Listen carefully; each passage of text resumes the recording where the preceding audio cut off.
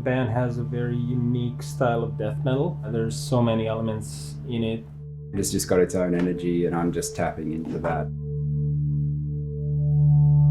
It's very heavy, but heavy in a different way.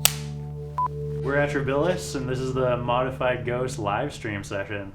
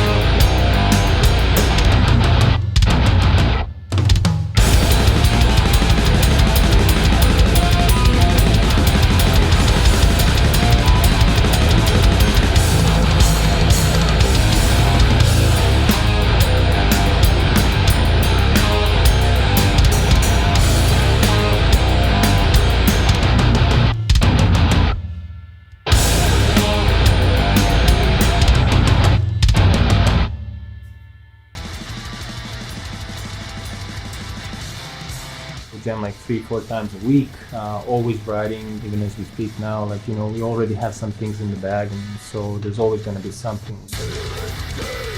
ATRÆ BILIS is sort of in a genre that I'm very passionate about, so it was kind of like easy for me to get into the scope of understanding what they were looking for in a recording. I do a lot of research. I like to look into the types of equipment that these style of bands will use. I like to just kind of keep my rig and my setup pretty simple. So I use the PB5150 block letter, and I just use a tube screamer in the front of the amp. I use a guitar load with the EMG81 in the bridge. I'm not doing anything that a lot of other artists aren't doing, but I am a firm believer that, you know, every player sounds a little different just in the way that they approach the instrument. I played Sabian. They're mostly HHX series that I play. And there's a series by Dave Weckl. It's his signature series, so I play a lot of his cymbals like Crashes, Splashes, China. Ride is an AA metal series. The drums that I play are DW Performance series. I'm really excited about this bass. It's Dingwall Combustion. It's just got an incredible tone and plays super nicely. For this record, I'm using the Dark Glass VK7. It just sounds incredible. We use it on Divinahility. It sounded great.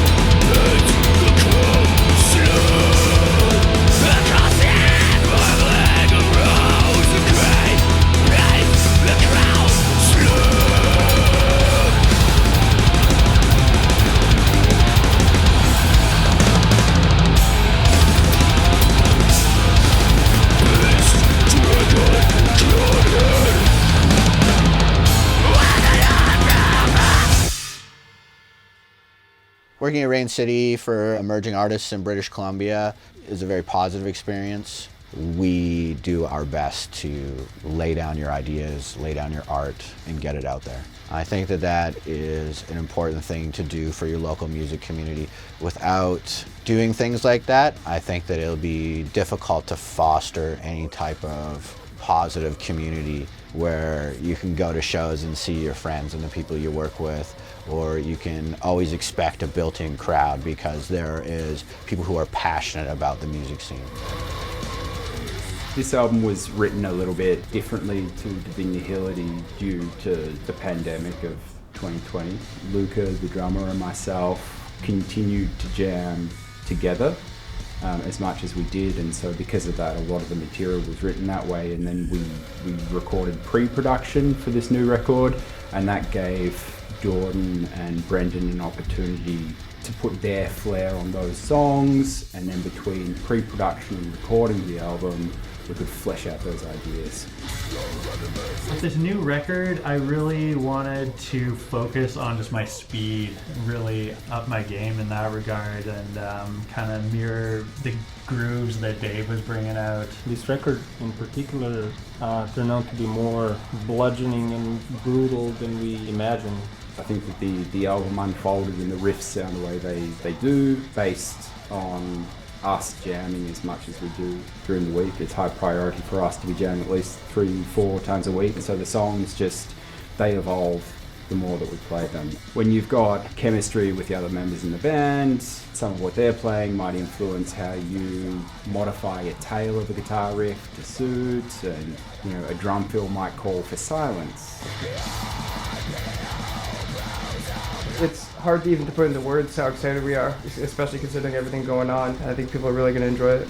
Recording a new album this year has kept our mental health in check in a big way. We're really grateful to have something that we can channel. We'd go mental if we did not record a new album this year.